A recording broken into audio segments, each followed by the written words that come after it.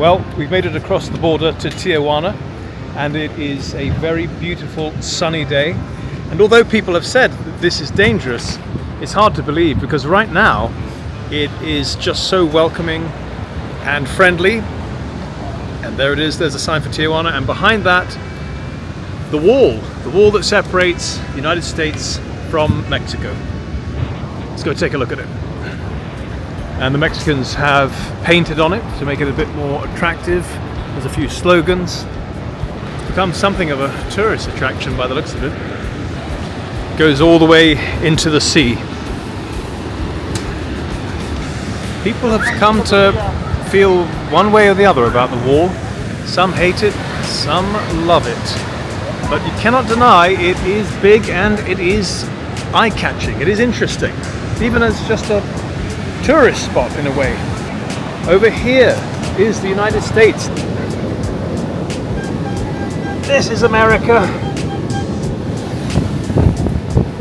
And this is Mexico. Okay. Mexico's more relaxed. This is the Friendship Park, which we've just discovered. Yes. Do you know anything about it, the history of it? All I know, they built it because of people that live in the States. They can come over and see, relatives, right?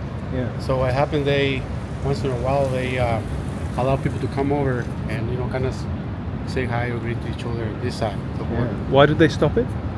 Well, politics, like for example, the politics you have right now in the States with Trump. He's got so many, I guess, issues against immigration, so that's probably why they stopped all Do you think they should reopen it? Yes. Is it necessary still? Yeah, because there's a lot of families that don't see, each other for years. Yeah. Because of, like I said, they can't. They live illegal in the States, right? So they have people that live in there for like 20, 30 years and they don't see the family anymore because they don't want to risk to come over, right? Yeah. Because they can't come back again. So before Americans and Mexicans could just meet in they could meet right there, over there. In the middle, yeah. It was. That's why they had that little section in the middle, yeah. That's the way. That's the reason. Yeah. Do you remember it being opened? Yes, I remember. I think it's maybe maybe about 7 years ago. They still were doing it. Yeah, I remember it opening. Yeah. Uh-huh. And I guess that was an event because they used to do once a year stuff like that. So that's something that we knew that happened. Very often. But like I said, because of the politics they got going on right now, it's all different. Yeah. Did you ever use it yourself? No, I never used it myself, but I know people that they used it. Yeah. Because you see right there, there are pictures of people that were doing it before. Yeah. Okay. What's the atmosphere like nowadays? Because this is my first time in Mexico. Just today, we came about an hour and a half ago, and I was watching people coming across. Yes. Everybody looked kind of down. Is that normal? Or is that just not normal? It's not normal because, like I said, now you got Trump in power. It's people is scared and they're frustrated because of the politics he got against immigrations, and because pretty much he blames immigration on everything, which is not true, right? He blames the immigrants do crime, which is not true. Crime is done mostly for people that are born in the States, 100%, and because of that, people feel stressed and afraid probably, and like I said, people don't come a lot to this side like they used to before, and also all these different tariffs and stuff like that. He's got imposed in. Trump's administration and people who have voted him in would say, well, if you're here legally, you've got nothing to be stressed about. And it's a double-edged sword because they want the cheap labor, right? Because people that goes and work over there, they go down there because they get jobs that the Americans don't want to do, pretty much. And for example, who do you think harvest all the crops and everything over there? The immigrants do, right? Because nobody that is born in the States want to do that kind of job, especially because it's a low pay, job. So when it suits them, the businesses use the illegal migrants. Yes. And then suddenly they change the rules. And as of right now, a lot of people that has farms and has different you got meat packing companies and everything. They use a lot of the labor, right? And they know they use it, right? Even the politicians, they know they use it, but they just sometimes they pretend they don't know. But and besides immigrants, they pay taxes. but they never ever get any of the benefits because you're illegal. You can collect Social Security, you can collect a disability, unemployment, none of stuff. You can even apply for benefits for health care. In some states, is it true that in some states illegal immigrants can apply for benefits? In some states, no. There is welfare. California, no. Well, welfare, because eventually let's say you have somebody that, let's say you're legal in the States, but you have a kid or a daughter that's born in the States, so it's automatically it's a citizen, so the kid is entitled to those kind of benefits, right? But not the parents. That's pretty much it. They will help you maybe with food stamps and stuff like that, but none of that, nothing out of the area. It's my first time in Mexico, and when we were on the US side, yes, there were people, Mexican Americans in Starbucks saying, "Oh, don't go there. Don't go there in your cameraman's flashy car with tinted windows." No. It's like I said. It's, again, going back to what I said, they try to make you believe that Mexico is this kind of country, which is not. You go down South Mexico, you have a lot of you go drive down the coast, you will see all the beautiful houses. All Americans live in there. All Americans live in there.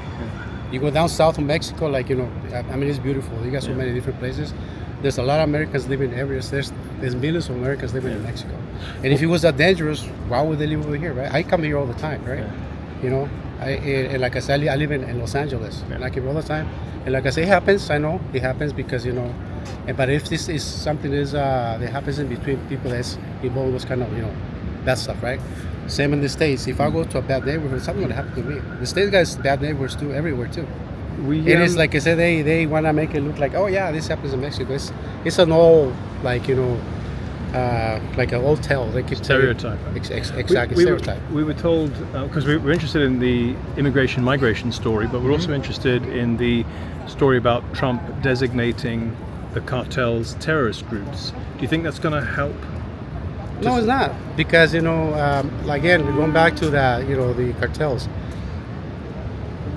In Mexico, there's a lot of people gets killed, and where do you think all the arms come from? States. They don't stop them, right? So they use all these arms that are used for the military, right? Yeah. So the cartels get a hold of those things. Is it the Fast and Furious operation? Yes. Which Eric Holder signed off on? Yeah, exactly. But that's it. It's still right now. It keeps happening, but they don't stop that stuff because they don't care. Just like I said, just another point as a politician to take it, to make people believe that they're doing a great thing, which is not true. Right? In Trump's executive order, he said that the cartels are essentially a quasi-government in some parts of Mexico. They are as responsible for running it. They're co-equal with the government. Are they that powerful? When some in places, yes, but the same in the States. You got people that they are in let's say in the law. They're also they're part of that too. Especially when they cross the border, there's a lot of people that work in customs. They get bribed and everything. Plus, you have the biggest crooks are like people like Nancy Pelosi.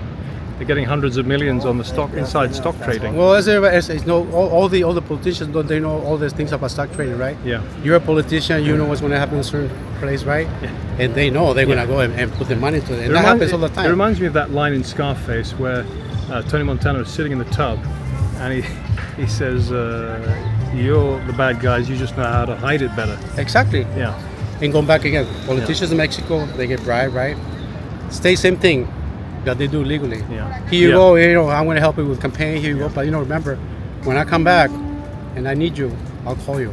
Eventually the laws... Quid pro quo. It's because of the laws in the United States, a lot of the laws, they're written by the big businesses. All they do, they're like, hey, I got this law, why don't you just sign it and pass it. That's all they do. Because they got them in the pockets, it's like it's all like a politics. And they make it look politics based on on what is better for them, right? Why did you come to the United States in the first place? Why did you leave this beautiful, warm country in the first place? Because again, we go back to there's a time where you need to move on because the opportunities sometimes back in the days they were not in Mexico the many opportunities we have right now. So my family moved here for the same reason, right? As everybody else moved here. And once you're over here, like I said, you build up a family and a life, right? And you pretty much say, all my family lives in here, and then in the States, right? But I keep coming, most of the time here because, like I said, I feel safe because, like I said, and I see so many too. Like I said, you go anywhere, you go to Cancun, go to Acapulco, go to all these different places, and you're gonna see Canadians, Americans, people from the country. Is there any problem with going downtown? No. No? Oh, that sounds beautiful. Yeah, we're going to have a quick look at it. Yeah. And then crossing the border again towards the night time. When would you advise the best time to cross the border back to the United States? Not on the weekend. Oh, so it's going to be a long wait. Oh yeah. If I were you, go back on a Monday. Yeah. Like around, I would say like noon. That's when I go back to the UK. Yeah. So if we left in the early afternoon. In the afternoon, I'm it's going to be a long one, huh? Maybe about 2 hours and a half. Oh. But if you do it on a weekend, like on a Saturday, on a Sunday, like around this time, it's gonna take 4 or 5 hours. Okay, so if we leave this afternoon around about 3 or 4. Today? Yeah. Today what, Saturday? Saturday. I would say leave around maybe like 6. 6 in the evening. 6 in the evening, yes. So we should have some dinner first. Yeah, I said, don't you 6, 7 is okay. So sounds okay. They say, oh, at night time it gets dangerous. No, I love it. You guys are chilled. Man, these people, like I said, don't believe what the people say. Thank you, man.